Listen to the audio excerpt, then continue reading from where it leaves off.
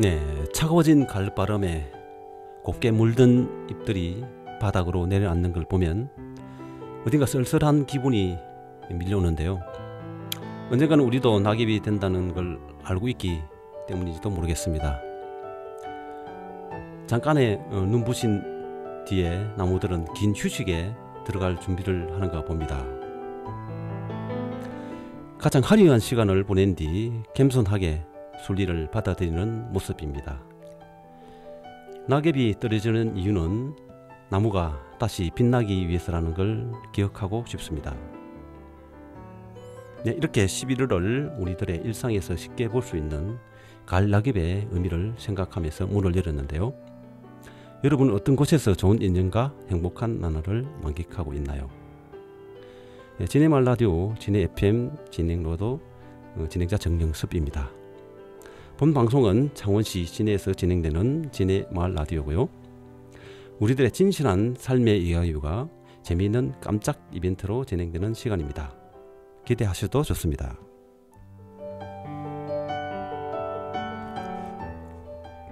진해마을 라디오 진해로드 오늘 이야기는요.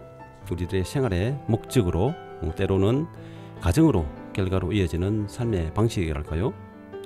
이러한 삶의 방식에 꼭 시작을 알리는 첫걸음은 이 길로 이어집니다.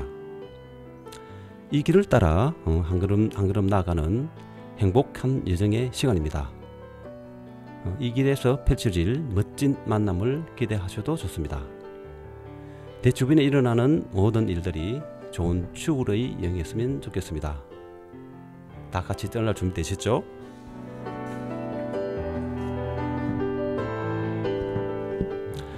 네, 오늘은 남다른 학구열과 창작 활동으로 20년간 지역 발전과 문학 활동에 여념이 없는 분을 찾아 나섰는데요. 잠시 후 창원시 진해구 문학작가 최미래님을 모시고 여러 가지 궁금한 점과 소식을 전해드리겠습니다. 네, 진해역에 위치한 진해마을 라디오 스튜디오에 반가운 손님이 오셨는데요. 인사를 나눠보겠습니다. 네, 안녕하세요. 네, 반갑습니다. 네, 제가 오프닝 멘트에서 말씀드린 일상생활에서의 낙엽에 대한 의미에 대해서 말씀드리는데요. 낙엽이 떨어지는 이유는 나무가 다시 빛나기를 위한 준비를 한다고 하는데요. 오늘 오신 그 선생님께서는요, 소설 쓰기가 두 번째 삶이라는 신념으로 창작 활동에 열정적인 인생을 사시고 계신 분인데요. 이렇게 바쁜 일정에 저희 진해마을 라디오를 방문하셨는데요. 본인 소개 부탁드리겠습니다. 네, 먼저 진해 라디오에 초대해 주셔서 감사드리고 또 영광입니다. 네. 저희 진해문인협회는 글도 잘 쓰시고 사회적인 성취도가 높으신 선생님들이 많으신데 제가 이 자리에 나오게 된 것은 아마도 제가 소설을 쓰기 때문에 그런 게 아닌가 싶습니다. 네네. 요즘 전국적인 추세도 그렇지만 경남 문단에도 시, 시조, 수필 아동문학을 쓰는 스님들은 좀 있지만 네. 아직도 소설을 쓰는 작가들은 많지가 않습니다. 네네. 저희 진해문협도 몇 년 전까지는 저 혼자 쓰다가 최근에 두세 분이 들어온 상태입니다. 저는 진해문인협회와 경남문인협회, 경남소설가협회에 이제 적을 두고 소설을 쓰고 있습니다. 제가 현재 맡아서 하고 있는 일은 진해문인협회 편집장을 올해까지 5년 차 하고 있고요. 경남문인협회 편집위원, 소설분과 편집위원을 하고 있고요. 그 창원 도서관 정보, 그 창원 이 도서관 관내에 보면 도서관 배부되는 책자가 있습니다. 거기 편집위원을 맡아가지고 온글 좀 쓰고 있습니다. 네, 그렇습니다. 그 편집위원을 맡고 있는 최미래라고 합니다. 네네. 그래서 지금 뭐 많은 활동상에서 보듯이 뭐 연말 시즌 여기저기 뭐 행사며 정기회 등 뭐 일정이 많으실 텐데요. 뭐 선생님 입속된 곳에서 뭐 행사 진행된 것도 있고 많죠. 네, 그렇죠. 아무래도 행사들이 연말에 집중적으로 모여 있다 보니까 최근에 제가 경남 그 문인협회에서 하는 경남문학제에 참석했는데요. 그때 11월 9일 날 개막식을 열었습니다. 그때 경남문학상 시상식하고 경남 그 올해 우수 작품집상, 올해 우수상 이렇게 그 수상을 했는데요. 저도 그 우리의 작품 심사위원으로 들어가서 네네. 했었습니다. 그리고 이제 저희 소설가 협회도 네. 지난달에 그 짧은 소설집을 20호를 발간했고 다음 네. 달에는 또 21호를 발간할 겁니다. 네네. 소설집. 그리고 저희 진해문인협회 같은 경우에도 네. 10월 26일 날 네. 지난달 그 진해문학 34집 34집. 예, 출판 기념회 겸 가을문학 축제를 했었습니다. 네네. 그때 이제 외부 손님들도 이제 구청장님도 오시고 그렇습니다. 예, 그랬습니다. 그 장원 시장님께서 축사도 보내주시고 네네. 그리고 저희 이제 그리고 12월 안에는 저희 이제 총회도 있을 것이고 예, 뭐 이 밖에 등등 좀 행사들이 있지만 이걸로 하겠습니다. 네네. 예, 이렇게 뭐 소개를 받았는데요. 이렇게 네. 문학 활동을 하셨으면은 네. 그렇게 순탄하지 않는 그런 생활상이라든지 뭐 글을 쓰고 문단에 발을 내딛는 계기가 뭐 있을 텐데요. 특별한 인생 내력이라든지 문단 등단 내역 저희 활동상이 있으시면은 좀 소개 부탁드릴까요?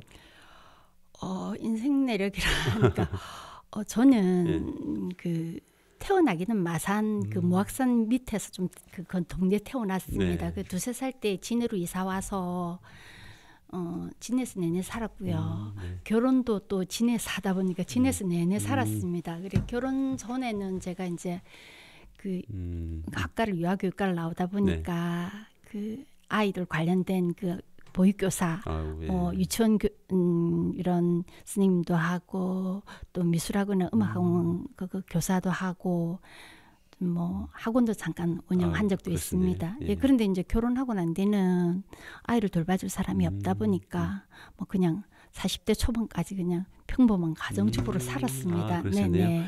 그러면은 이런 뭐 많은 자격증 취득이라든지 또 뭐 학원도 운동하시는데요. 뭐 글을 쓰시는데 뭐 이런 영향이랄까요? 뭐 그래서 소재에 도움이 되시는 게 좀 많으셨겠습니다. 네, 지금 진행자님 말씀을 듣고 보니까 네. 제가 그때의 기억들을 소환해서 또 멋진 소설을 한번 써봐야 되겠다는 생각 드는데 아직까지는 제가 주변에서 이제 살아온 인생이 있다 보니까 주변에서 일어나는 게 다 이게 하나의 다 소재가 돼서 아직까지는 그걸 안 해봤습니다. 그래 이번 기회에 한번 그걸 다시 소환해서 한번 써봐야 되겠다는 생각이 듭니다. 예, 그리고 또 뭐 또 나이가 좀 드시면서 또 어떤 그런 내력이 또 있겠습니다, 그죠? 네네. 그리고 이제 저는 일단 소설은 얼떨결에 사실 등단했다고 볼 수 있습니다. 그렇습니까? 예. 왜냐하면 그때 이제 저희 애가 그 이제 중학교를 막 들자 제가 이제 그 당시에는 논술이 많이 붐을 일었습니다. 논술, 그래서 네네. 저는 뭐 논술 학원을 보낼 수도 있지만 저는 그냥 제가 논술이 뭔가 좀 알고 싶어서 그때 대학교 평생교육원에 논술 과정이나 글짓기 과정이 있었어요. 그 교사, 지도사 과정이 있어서 제가 거기 등록해가지고 그 자격증을 취득했습니다. 그거 하고 나니까 또 시간이 좀 여유가 남아서 그게 또 평생교육원에 그 프로그램이 지금도 많거든요. 거기 보니까 이제 그 시창작, 문해창작 과정이 있더라고요. 그래서 제가 뭐 책 읽는 걸 좀 좋아하다 보니까 뭐 일단 많고 많은 프로그램 중에서 제가 시를 등록을 해가지고 그 1년 공부를 했습니다. 그 하고 나서 그다음 이제 또 그다음에 마치 공교롭게도 딱 1년 동안 소설 그거 이 창작 과정 하는 게 또 한 해 개설하더라고요. 예. 거기서 이제 등록해가지고 제가 이렇게 공부를 했었습니다. 예. 그러면 그렇게 공부를 하시면서 또 어떤 계기가 있었을 것 같은데요. 뭐 어떤 재미나는 뭐 소재가 있을까요? 그 공부는 했지만 그 소설 과정은 그냥 창작하는 과정이 아니었고 그냥 토론하는 수업이었습니다. 그래서 그래 1년만 하고 그게 개설이 없어져 버리더라고요. 그래서 이제 그 같이 공부했던 동료 중에서 제가 좀 친하게 지낸 동료가 있어가지고 그 친구와 이제 한 번씩 만나서 밥도 먹고 차도 마셨는데 이제 우연한 계기에 그 친구하고 이제 그냥 내기를 했습니다. 소설 한 편 소설을 써보자고. 그러니까 이제 그게 뭐 한 번도 써본 적이 없으니까 일단은 뭐 한 달 안에 소설의 형식에 갖춰서 이제 보통 단편 소설이 80매, 원고지 80매거든요. 그 분량을 맞춰서 왜 소설 뭐 3요소 이런 거 있지 않습니까? 네. 그게 맞춰서 한 편 써오자. 못 써오는 사람은 벌칙이 있다. 뭐 이러면서 네. 그 벌칙이 그 이제 상대가 원하는 그런 소원을 하나 들어주자. 상식선에서. 예, 그렇게 해서 제가 그 한 달 뒤에 저는 썼습니다. 80매 어쨌든 맞추고 그 친구는 40매에 거쳐가지고 그 친구가 제 소원을 들어줬죠. 아유, 근데 뭐 그 친구님 참 고맙기도 하고 때로는 뭐 라이벌이라는 그런 존재로 남아 있었겠는데 혹시 지금도 연락을 하고 계신가요?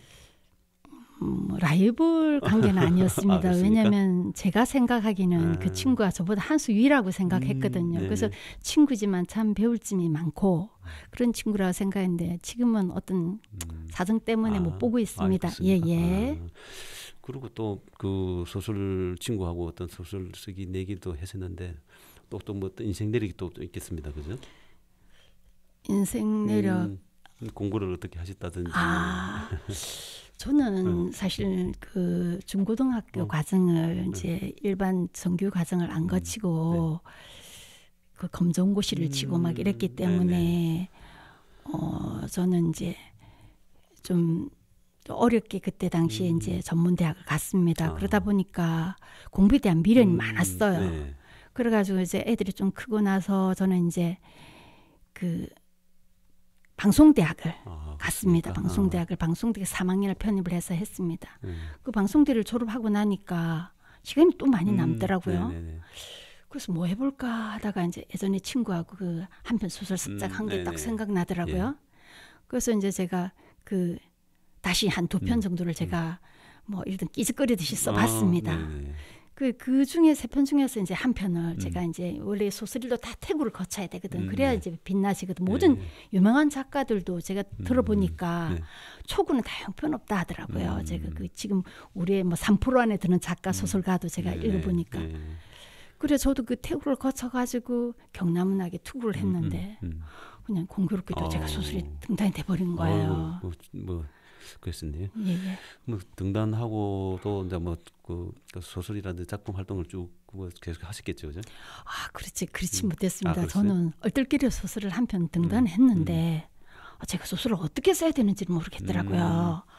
아니 그냥 제가 많은 이게 어떤 선생님한테 배운다든지 오랜 습작 기간을 거치지 않았기 때문에 쓰긴 썼는데 그 내가 이걸 어떻게 썼지 이런 생각이 들다 보니까 소설 장장관 등한시하면서 어떻게 계속 나 소설은 내가 재능이 있는가 없는가 이렇게 계속 그게 뭐 노력할 생각 안 하고 재능 타령만 하면서 내가 무슨 재능이 있겠냐 이러면서 이제 사실 소설 쓰는 게 어렵거든요. 그러다 보니까 이제 계속 깊이 하고 안 쓰고 있었어요. 그러다가 이제 제가 소설은 정작 안 쓰고 제가 그냥 2015년에 그 창원대학교 대학원의 국문과에 입학을 했습니다. 그 입학을 하고 난 뒤 그 이제 2018년에 이제 논문을 쓰고 졸업을 하니까 2018년 졸업을 하고 나니까 또 시간이 애들이 이제 크니까 남더라고요. 이제 그 점에서 제가 제 개인적으로 좀 뭐 생계와 관련된 일도 잡고 그 점에서는 제가 이제 이게 재능 타령할 일이 아니다. 노력하고 재능 타령하자 이런 생각이 들어가지고 그때부터는 제가 이제 본격적으로 소설을 쓰기 시작했습니다. 그랬었네요. 예, 재능 타령 안 하고. 그런데 제가 어디 그 방송인지 그렇게 봤는데 이게 그 책을 쓰려고 할 때는 그 열정적으로 계속 하잖아요. 할 때는 내가 최고라는 생각으로 쭉 하다가 어느 순간 이걸 왜 하지? 이렇게 또 하다가 마무리되고 나면은 책으로 발권되고 나면은 이 책에 대한 어떤 미련이랄까 그런 부분이 있어가지고 이게 부끄러워서 남한테 얼굴을 못 내빈다는 그런 쪽으로 이렇게 작가 한 분이 그렇게 말씀하시는데 우리 그 선생님께서는 그런 어떤 그 등단하고 나서의 어떤 그런 느낌을 받으셨는지요?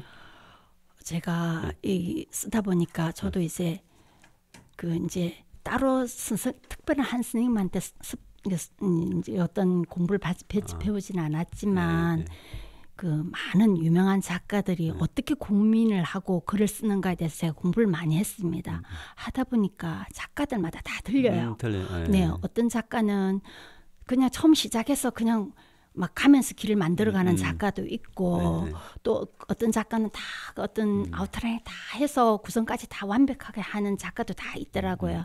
네. 저 같은 경우에는 이제 어느 정도 아웃라인을 하면서 이렇게 하는데 저는 이제 쓰고 나서 쓸 때는 좀 너무 힘이 들지만 딱 마친 순간에는 희열을 되게 느껴요. 네. 소설 한 편 쓰는 게 좀 어려우니까 희열을 엄청 느끼다가 다시 한번 보면 아유 뭐 왜 이런 거 썼냐 이렇게 생각해요. 근데 제가 이제 방법은 일단 써서 한 편을 써서 오래 묵혀놔야 돼요. 몇 개월도 있고 어떨 때 1년도 묵혀놨고 그득그득 보면은 그게 이제 완성도가 높아지는데 바로 제출하면 그게 안 됩니다. 그래서 저 같은 경우에는 일단은 완성도를 어느 정도 높였다 싶으면 그냥 이건 이제 내 글이 아니다 이래 생각합니다. 저는 이거는 이제 내 손을 떠났으니까 이건 독자의 글이다 이래 생각합니다. 네네. 네네. 그런 생각을 하시군요. 네네. 이렇게 많은 일과 순간순간 뭐 인생 내력도 있을 거예요. 네. 글을 쓰겠다는 의지와 남다른 학구에 뭐 다시 놀라움과 뭐 존경감마저 드는데요. 그 40대 초반에 뭐 장난삼아 내기로 첫 소설이 뭐 탄생하는데요. 좀 재미있었습니다. 그리고 또 선정위원회 특별한 취미라든지 뭐 건강을 위한 뭐 활동 뭐 소개할 수 있을까요? 특별한 취미라. 저는 젊을 때는 이것저것 많이 배웠습니다. 뭐 이것도 배우고 싶고 저것도 많이 배우고 싶고 그런데 제가 조금 나이가 드니까 그래도 조금 하나에 조금 더 집중하자 이런 생각이 들어서 사실은 제가 소설 쓰는 것도 사실 이게 지급이 되지 못하면 네, 요즘은 그래도 뭐 원고료도 받는 제가 글을 써서 원고료도 받기도 합니다. 도서관 정보 이런 것도 다 원고료가 나오니까 그렇게 소설도 제가 요번에 토지문학자에 낸 그거는 소설 한 편 실어서 10만 원을 주더라고요. 그러니까 그렇지만 이거 지급이 못 되다 보니까 얼핏 보면 이게 짐인가 하는 생각이 들 때도 있습니다. 그래도 이제 좀 사명감을 갖고 하고 있고 뭐 요즘은 뭐 독서를 취미로 하는 사람은 말이 안 된다던데 제가 약간 젊을 때부터 약간 할자 정도처럼 책을 좀 많이 보는 편이고 그리고 이제 저는 약간 그 영화 보는 것도 좀 좋아하고 그 일단 노래 부르는 걸 흥얼거리는 걸 좋아합니다. 좀 그래서 좀 꽂히는 노래가 있으면 계속 그걸 집중적으로 불러가지고 그래서 저보고 노래 좀 잘한다 합니다. 저번에 이 게스트 오신 분은 또 이 장소에서 노래 한 곡을 하셨는데. 그러시구나. 저도 한 곡 할 수 있습니다. 그렇습니까? 예. 뭐 노래를 뭐 어떤 무대에 나가신다든지 아니면 합창단 활동을 하시는 겁니까? 아니면 어떤 식으로? 저는 그 젊을 때는 교회 다닐 때는 뭐 성가대 이런 것도 하셨구나. 했습니다. 근데 뭐 지금은 따로 하지는 않습니다. 그렇습니까? 예. 이제도 뭐 정기적인 뭐 문학 활동을 뭐 진행 중인데. 그래요? 선생님은 무슨 문화 활동을 하시는지 궁금한데 좀 소개해 주시겠습니까? 뭐 특별한 건 아니고 사실 저도 목소리가 저음이 되다 보니까 그 합창단 활동을 하고 있거든요. 그래가지고 그래서 베이스 파트를 하고 있는데 합창단 활동을 뭐 일주일에 한 번 연습하는데 뭐 이렇게 가지고 뭐 이번 달에는 뭐 정기 공연까지 준비되어 있는데 이게 그 일주일에 한 번 계속 하는데 일주일에 한 번 빠지면은 이 목이 간질간질하고 어떤 몸이 정상이 안 된다는 그런 느낌을 받아가지고 꼭 참석하면서 뭐 재밌게 뭐 활동하고 있습니다. 그래도 선생님 문화 활동이 뭐 하나 두 개가 아니고 뭐 예술 활동이 많지 않습니까? 파트 그 중에서 그래도 합창단을 하시는 거 보니까 노래 왠지 자신 있어 보이신 것 같고 하신지는 얼마나 되셨는데요? 저도 그 합창단에 지금 학당이 한 4년여 돼가고 있는데요. 재밌게 하고 있습니다. 네, 보람 되겠습니다. 삶의 활력소도 되고요. 네. 저도 뭐 직장 생활 뭐 병행하다 보니까 매일매일이 바쁜 나날입니다. 뭐 선생님도 지금까지 꾸준한 문화활동 하셨는데요. 이게 문화활동에 대한 그 감회와 뭐 해상이 있으시면은 좀 말씀해 주실래요? 아까도 앞에도 언급했지만 제가 뜰길에 등단을 했다고 하지 않았습니까? 그러다 보니까 제가 뭐 소설 처음에는 그 열정적으로 쓰지 못하고 되게 뭐 재능 타령하면서 게으름을 피웠습니다. 그러다 보니까 11년 만에 제가 소설집을 냈습니다. 그래서 저희 이제 소설가 협회 회원들 중에도 보면 뭐 일찍 낸 사람도 있지만 이제 첫 소설집이나 첫 소설은 좀 그래도 좀 텀을 두고 몇 년을 두고 이렇게 그 7, 8년이나 길게는 뭐 16년만 내신 분도 있습니다. 그래 제가 이제 이 젊은 서울의 작가들 보면 이제 등단하자마자 뭐 한 2년 안에 이렇게 뭐 장편 소설이죠 소설 내는 이런 젊은 작가도 봤는데 아마 그런 작가들은 오랜 습작이 되어서 내공이 많이 축적되어서 그렇다고 생각합니다. 예. 그러면은 그 첫 소설집 제목이 제가 어떤 보니까 삶이란 우주의 룰렛. 뭐 잠깐 뭐 그 어떤 배경 좀 설명해 주실래요? 그 룰렛이라는 게 약간 뭔지 아시죠? 우리가 뭐 룰렛 던져서 하는 거 아니에요. 그게 어떻게 맞춰질지 모르지 않습니까? 그렇게 제가 이게 이 3일은 우주를 룰렛은 제가 단편 소설 이 하나 제목인데 제 제목으로도 썼습니다. 그러니까 이 우주를 룰렛이라는 소설이 어떤 내용이냐면 우연한 계기에 참 이게 이제 제가 그 쓰게 된 계기는 저희 시어른이 그 병원에 입원해 있었습니다. 한 10여 년 전에. 그래서 제가 그 병원에 병문안을 이제 들락날락 하다 보니까 이 중환자실도 드나들이고 하다 보니까 그게 제가 상상을 하게 됐습니다. 그래서 제가 화자가 그 요양보호사거든요. 그걸 보고 제가 이 소설을 썼는데 제가 썼지만 이 소설을 보면 되게 이게 마음이 짱하더라고요. 그러니까 이게 제가 그 병실에 제 내용이 그 준중환자실에 6분의 환자들이 있는데 그 병명이 다 다양하더라고요. 그러니까 젊은 사람도 그 입원해 있고 이런 사람들 제가 보다 보니까 이게 룰렛이라는 게 누구한테 어느 날 갑자기 병이 오고 안 오고 이게 알 수가 없지 않습니까? 어느 날. 그래서 저는 그게 뭐 신을 우리 뭐 종교에 따라서 부처님 뭐 하느님도 들먹이겠지만 저는 그냥 그 어떤 종교를 초월해서 이제 우주의 룰렛이라고 했던 이유는 이제 포괄적으로 저는 그 코스모스 그 책도 잘 열심히 읽었거든요. 그래서 저는 그냥 그렇게 생각했습니다. 누가 그 제가 있고 없고 해서 그런 일이 오는 것이 아니라 그 마치 오듯이 이렇게 온다고 제가 그래서 그렇게 제목을 지었습니다. 그리고 또 하나의 어떤 단편 소설인데 그 나중에 또 뭐 그 소개하시겠지만은 그 제1회 진해 문학상 백일홍 그것도 잠깐 뭐 소개해 주실래요?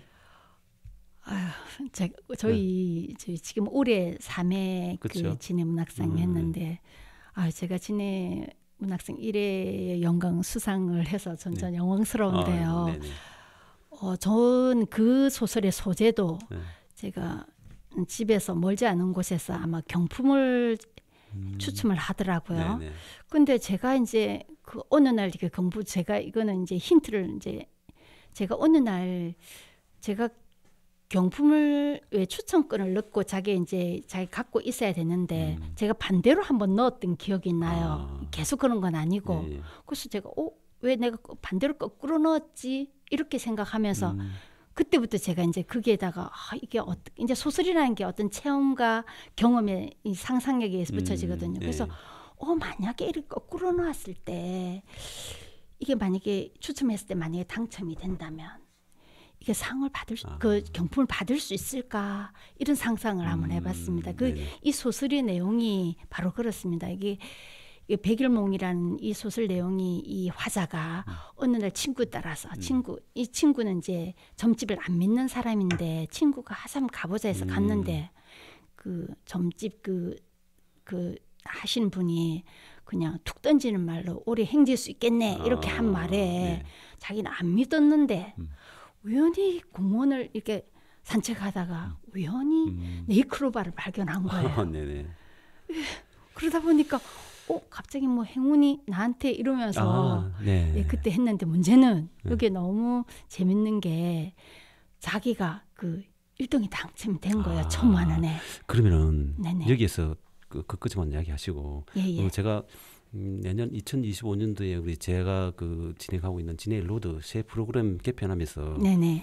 한 번 더 출연해 주시면 좋을 것 같은데 왜냐하면 그 진해 문학상 수상자를 게스트로 좀 모시려고 좀 준비하고 있는데 그때 한번 나오셔가지고 작품 배경이라든지 어떤 세세한 부분까지 설명해 주면 좋을 것 같은데 뭐 네, 부족하지만 불러주시면 영광이죠. 네, 네네. 그렇게 진행하겠습니다. 네네. 예, 그리고 등단하시고 뭐 10년여 만에 네네. 뭐 첫 소설집 감회가 뭐 남다를 것 같은데요. 네네. 한편의 소설이 어느 하나하나 마음가짐이 뭐 아는 것 같은데요. 진해문학상 다시 축하드리고요. 네네. 혹시 감사합니다. 선생님 지금까지 네네. 인생사 중에 뭐 에피소드 아까 말씀하신 네네. 그 부분을 네네. 그것도 포함되지만은 네네. 한 가지 또 소개해 줄 수 있을까요? 뭐 에피소드라면 제가 평범한 주부였던 제가 네네. 소설을 쓰고 있다는 소설가 돼서 소설 쓰고 있다는 자체가 저는 제 그렇습니까? 인생의 에피소드라고 생각합니다. 네. 제가 그 40대 초반까지는 제가 지금 소설 쓸 거라는 꿈에도 생각해 본 적이 없거든요. 네네네.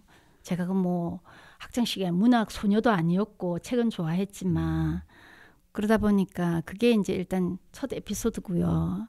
두 번째는 이제 제가 곰곰이 생각해 보니까 제가 초등학교 6학년 때 네. 그 펜팔을 했어요. 그때 저희 초등학교에서 그때 한참 펜팔이 붐이 일었어요. 네. 다른 학교에. 그때 이제 그 이제 이름은 모르고 어느 학교 몇 반 몇 번 이렇게 보냈어요. 저도 그렇게 보냈죠. 네. 근데 이제 그 저는 진주 복례 초등학교 거기에 보냈는데 그 어떤 여자애가 저한테 답장을 보내왔더라고요. 그래가지고 제가 그 한 달에 그 이제 몇 통씩을 서로 주고 받으면서 그 저희가 고등학교 3학년 때 만나지는 않고 네네. 고등학교 3학년 때 졸업하고 저 진해 예전에 역 있죠. 거기에서 손수건을 감고 그래 만났습니다. 처음으로 6년 만에. 네. 그러고 난 뒤에 한 대학 1학년 정도까지 펜팔을 주고 받았는데 아마 그게 글을 쓰는 의도하지는 않았지만 글쓴 그게 어설픈 글쓴 아마 조금 베이스가 되지 않았나 전 나름대로 그런 생각을 조금 합니다. 예, 그리고 뭐 아무래도 이제 읽는 거와 쓰는 건 다르지만 제가 이제 책을 많이 보면서 좋은 글귀 같은 것도 좀 옮겨졌고 네. 이렇게 했던 게 아마 소설 쓰는데 조금 도움은 되지 않을까 이렇게 생각합니다. 아, 예. 네네. 선생님의 그 지난 뭐 쟁쟁한 활동상 본인의 어떤 에피소드 인생사까지 들었는데요. 네네. 그런 남다른 계기가 있었군요. 네네. 그리고 선생님의 평소 즐겨 읽으시는 뭐 소설이라든지 문학 활동하시면서 제일 기억 남는 뭐 소설을 쓰시니까 뭐 한 네네. 편의 소설이랄까요? 뭐 소개 좀 부탁드릴까요? 아, 그냥 한 편을 네. 사실 고르기는 좀 어렵습니다. 네. 왜냐하면 네. 그 책을 많이 읽지 않은 경우에는 이제 한 편은 좀 기억이 많이 남는데 이제 활자 정도처럼 습관적으로 너무 많이 읽다 보니까 그 딱 한 편을 꼬집기가 어려워요. 네. 그래서 저는 이제 제가 처음 이제 그 문학책 교과서 말고 문학책을 읽은 기억이 지금 제 기억에는 네. 고등학교 1학년 때입니다. 그때 저희 국토지리 스님께서 방학 숙제로 세계 명작 10권을 적어주시면서 거기 3편을 골라서 그 독후감을 쓰라는 거예요. 그래서 이제 제가 그 중에 이제 그 3편은 다 기억이 안 나는데 예. 제가 그 중에 하나가 젊은 베르테르의 슬픔. 네네. 그때 제가 그 자살 이렇게 하는 거 보고 너무 마음이 아파서 막 이불 뒤집어 쓰고 울었던 기억이 납니다. 근데 그거를 제가 한 20년 뒤에 다시 읽어보니까 왜 울었는지는 잘 기억이 안 나던데 그때는 그랬습니다. 감수성이 그래서 그런지. 뭐 그 이후로도 제가 이제 저는 좀 젊을 때 인상 깊게 읽은 거는 뭐 레마르크의 개선문, 네. 에밀 아자르의 자기 앞의 생, 또 뭐 스탕다리 석가학, 뭐 폭풍연대 뭐 많습니다. 근데 뭐 그게 습관적으로 읽다 보니까 그 많은데 그래서 저는 딱히 어떤 한 권을 뭐 집기는 어렵고 정말 수많은 책들이 저에게 다 스승이 되었고 수많은 작가가 저의 스승이라고 생각합니다. 예. 그리고 이제 예. 그리고 이제 등단하고 나서는 이제 사실 제가 등단하기 전에는 한국 작가의 작품을 많이 안 읽었거든요. 근데 이제 등단하고 나서는 의외로 이제 이문열이나 뭐 제인호 또 뭐 오정희 뭐 신경숙이 이제 유명하다는 쉽게 말해서 우리가 이제 좀 유명하다는 작가의 작품들을 그것도 또 상 받은 작품들을 완성도가 높을 것 같아서 그 집중적으로 많이 읽었습니다. 그리고 또 이제 한편에 지금 요번에 이제 그 한강 작가가 그 노벨문학상을 받았지만 한강 작가 받기 전에 제가 이제 아무래도 이제 공부를 하려 하니까 좀 더 완성도 높은 걸 한번 읽어보자. 그 작가들은 어떻게 쓰는가 궁금해서 노벨문학상 받았던 작가들의 작품을 막 찾아서 또 한때는 막 읽었습니다. 예, 그러다 보니까 제가 이제 그나마 가장 최근에 좀 읽은 것 중에는 그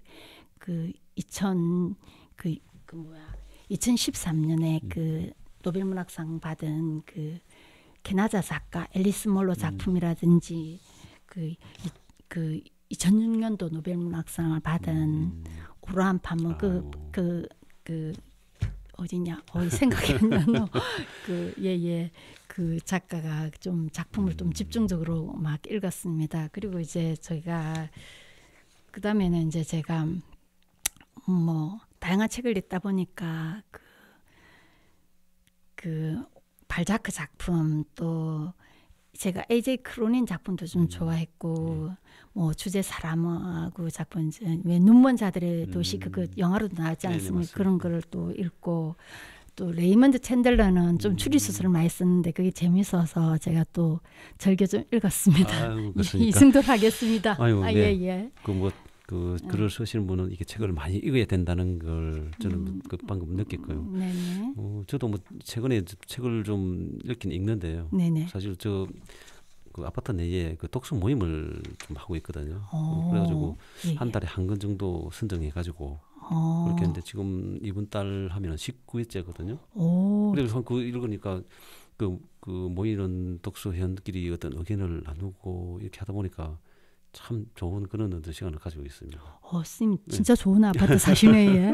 그러면 19회까지면 일단 그렇죠. 19권의 책을 읽었다는 얘기 아닙니까? 저는 그 추천된 그 책이 추천되고 결정되면은 꼭 그 책을 사거든요. 제가 집에 가면 제가 그 책상에 19권의 책이 좀 쫙 나열되어 있습니다. 그러면 선생님 일단 그 19권은 다는 아니고 혹시나 기억나면 두세 권이라도 말씀해 주시면 제가 집에 가서 좀 한번 읽어보겠습니다. 제가 안 읽었다면 한 말씀 좀 한번 해주세요. 뭐 혹시 기억나시는 거 있습니까? 19권 중에서. 최근에 있던 거는 장편 소설 중에 아버지 해방일지라든지 정지아 작가 정지아 작가 저도 읽었습니다. 뭐 우리 노벨 문학상 작가 한강 작가 분에 대해서는 우리 아파트에서는 일단은 너무 유명하면 안 되니까 일단은 한 몇 개월 동안은 지켜보고 다음에 선정하자 해가지고 지금 아직 안 하고 있는 그런 상태거든요. 그런데 최근에 이제 노벨 문학상 그 발표 나오고 나서 집사람이 바로 신청을 했어요. 인터넷 신청했는데 한 2주 만에 왔더라고요. 왔는데 그 채식주의자 그거는 제가 한번 읽어봤었습니다. 정지아의 아버지 해방일지는 제가 창원 그 중앙도서관 도서관 정보 책자에 제가 거기 무비 도서관이라 하는 그 코너가 있어요. 제가 편집위원이지만 원고를 그 경남 신간 속에 포함해서 제가 5 원고를 써야 되거든요. 그 개간지인데 제가 5편을 써야 돼요. 그래서 거기 소개하기 위해서 썼는데 그 해방일지는 유시민 작가가 좀 소개를 하는 바람에 유명해졌는데 그 읽어보셨지만 아시겠지만 그 아버지 상을 치는 3일 동안에 맞습니다. 입담이 그 정지아 작가 보통이 아닙니다. 제가 그 정지아 작가의 소설을 여러 권 많이 읽었거든요. 뭐 봄비도 있고 여러 가지 많이 있는데 그 뭐 빨치산의 딸 그걸로 이제 등단하셨는데 입담이 보통이 아니면 제가도 그 작가의 좀 뭐 존경까지는 아니어도 작품을 참 즐겨 보고 있습니다. 하여튼 그 좀 말씀하시고 그 선생님의 그 작품 중에 삶이란 우주의 롤렛 그 부분을 조금 소개하는 시간 가지면 될까요? 부족한 작품이지만 그래도 또 저는 이제 그게 그 우주의 룰렛에 10편의 단편 소설이 들어 있고 그 한 편의 평론 저 장운대에 그 국문과 교수 윤혜균 교수의 평론이 들어 있습니다. 그 10편 중에 다는 좀 소개하기 어렵고 그나마 이제 제가 맨 첫 번째로 실은 그게 아내 반전이라는 그 소설 잠깐 소개하면 그 소설은 일단 정말 정말 다정하고 상냥한 아내, 그 아내를 너무 좋아하는 남편이 있었습니다. 그 항상 이 남편이 이 아내가 자기 부족함을 채운다고 생각하는 그런 남편이었는데 그래서 아내를 너무 사랑했습니다. 근데 그래도 또 너무 믿고 그랬다 보니까 이제 자기 아파트를 아내 명의로 해줬습니다. 아내가 굳이 필요 없다는데도. 그런데 이제 이 아내가 어느 날 남편과 상의 없이 그 아파트를 담보로 해서 대출을 해서 투자를 한 거예요. 거금을. 그래서 이제 그게 이제 사기인 거예요. 근데 이제 문제는 그래서 남편이 알게 되니까 너무 화가 나지 않습니까? 너무 거금이니까 이제 월급쟁이니까.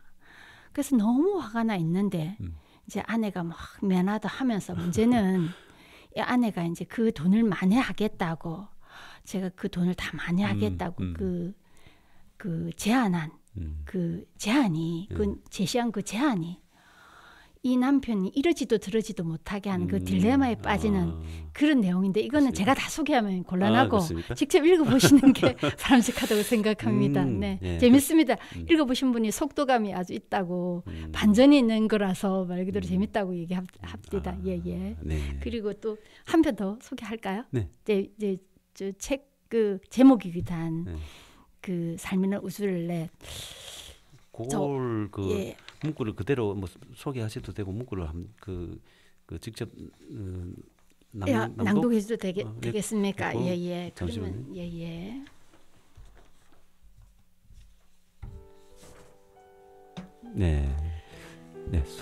삶이란 우주의 롤렛. 일부 소개 좀 부탁드릴게요. 부족한 작품이지만 끝부분인데 잠깐 읽어드리겠습니다. 나는 노인의 손가락을 하나씩 편다. 노인의 양손 안에는 땀으로 흥건한 손수건이 들어있다. 땀에 젖은 손수건을 매번 닦아주다. 내가 끼워둔 것이다. 무엇 때문인지는 몰라도 노인은 주먹을 늘 꽉 쥐고 있다. 마치 갓난아기가 주먹을 쥐고 있는 것처럼. 어쩌녁 일기예보에서 비 소식을 전하더니 아침부터 비가 추적추적 내린다. 빗방울이 점점 굵어지더니 배선실 창문을 그세게 두드린다. 나는 어쩔까 잠깐 망설이다. 기어이 배선실 창문 아래로 목을 밀어 너 밑의 장례식장을 바라본다. 내가 있는 곳은 3층인데 이렇게 내려다 보아야 장례식장 입구가 한눈에 들어온다. 발인이 곧 있을 모양이다. 언젠가부터 나는 하루에도 몇 번씩 그러고 있다. 무의식적인 습관이다. 이제 나는 그 어떤 삶도 연연해 하지 않는다. 또 그 어떤 죽음도 두렵지 않다. 진작부터 딸애를 훈련시켜야 했었다. 감정은 무시할 것이 아니라 조절해야 하는 것임을. 현실이 못 견디게 힘들더라도 결국에는 지나간다는 것을 제대로 인식시켜야 했었다. 누구나 자기 몫의 어둠을 안고 살고 있음을 몸소 보여줘야 했다. 그랬다면 딸애는 어쩌면 그 사건을 극복해냈을지도 모른다. 영성치유자의 가르침대로 나는 고분고분 말 잘 듣는 아이처럼 매일 수행했고 지금도 수행 중이다. 그 가르침은 내 영혼을 꿰뚫어 내게 어떤 것을 조용히 일깨웠다. 일종의 멈춤과 내려놓음 같은 것. 나는 하루도 딸애를 생각하지 않은 적은 없다. 그리고 지금도 가끔 저절로 눈시울이 젖을 때도 있다. 하지만 나는 고통에 붙잡혀서 살지는 않는다. 절망이나 후회, 두려움도 내려놓았다. 그저 깨어있는 마음으로 이 순간에 충실하려고 노력한다. 땅에 존재하는 모든 생물은 때가 되면 옮겨가게 마련이다. 우주의 어딘가로 그들이 비가 되었거나 흙이 되었거나 바람이 되었거나 다 괜찮다. 그들은 단지 조금 먼저 여행을 떠난 것이다. 삶은 조금 먼저 조금 늦게 그 차이일 뿐이다. 누구나 불확실한 시한부의 삶을 살고 있다. 지금 이 순간도 우리에게 허용된 시간은 매 순간 줄어들고 있다. 이제 내게 매일의 삶이란 기적의 다른 이름이다. 그리고 언젠가 내게 다가올 죽음이란 또 다른 모습으로 계속 이어질 첫날이다. 운구차가 막 출발하고 있다. 빗줄기가 시원스럽게 실로폰 가락처럼 대지를 두드린다. 아직 살아있는 자의 눈물이 요란스럽게 사방에 헛뿌려진다. 나는 마음의 손을 가만히 흔든다. 수고했노라고. 그 순간 또 딸애가 생각난다. 나는 가만히 읊조린다. 딸, 잘 지내고 있지? 우리 이 다음에 꼭 다시 만나자. 꼭. 네, 이상입니다. 아유, 네. 이 문구 자체가 굉장히 그 클라이막스 어떤 그런 어떤 느낌을 받는데요. 저는 나는 마음에 손을 가만히 흔든다. 이 구절이 굉장히 와닿는데요. 이 의미를 조금 설명해 주실 수 있을까요? 그게 마음의 손이라는 게 약간 언유잖아요. 그러니까 저는 우리 마음에도 다 손이 있다고 생각합니다. 그게 보이지 않지만 그게 아마 이 마음의 손은 그 망자에 대한 위로죠. 누구 이렇게 막 흔들어서가 아니고 마음에서 이게 수고했다. 제가 끝에 보지만 수고했다고. 이게 사실은 누구나 한 인생이 다 힘들지 않습니까? 맞습니다. 살아와서 이 태어난 순간에 좀 하이데거 말마다 그냥 던져진 존재로 살아내기 다 힘들지 네. 않습니까? 네. 어떤 삶을 살았든. 맞습니다. 그래서 그게 다 수고했다는 그게 꼭 건들지 않아도 마음으로 정말 수고했다. 그런 그렇죠. 메타포였습니다. 네네. 네. 아유, 뭐 좋은 말씀과 직접 자작 소설까지 소개해 주시고 네, 고맙습니다.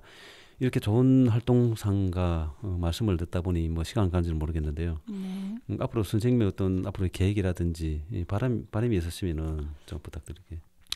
제가 지금 약간 생계를 위한 일을 하고는 있습니다. 네네. 그래서 그 일은 지금 계속 할 예정이고요. 네. 제가 이제